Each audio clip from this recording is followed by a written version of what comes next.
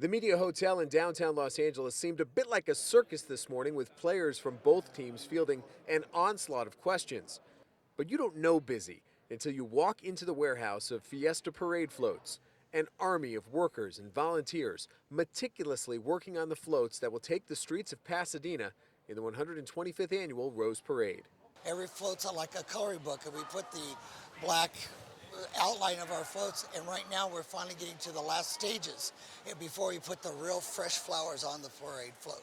Among those fully engaged in the float construction is Chris Cervani, a 2002 graduate of Michigan State. When you go to Michigan State to be a horticulturist, you do not dream of this, but maybe some people do. I definitely did not, but this is so cool. I'm so excited to be part of it. Chris works at Miracle Grow, who's sponsoring a float in this year's Rose Parade, and like every float, one very specific rule needs to be followed. Everything has to be natural products.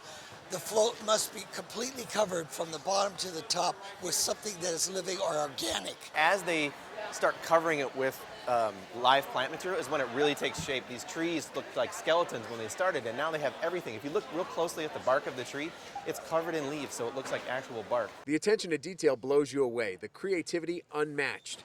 The American Youth Soccer Organization will be represented. I've always seen it on TV, but all of a sudden when you actually get here to actually see it and how much work it goes into it and the detail, it's quite amazing.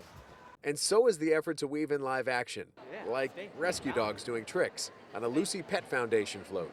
How about that? Jumping dogs. We will have some football coverage. Stay with us on the Sports Update. I'm going to tell you the story about Kyler Ellsworth and Darian Harris and how they're going to fill in for Max Bulla. But meanwhile, I'll go back to Spinelli.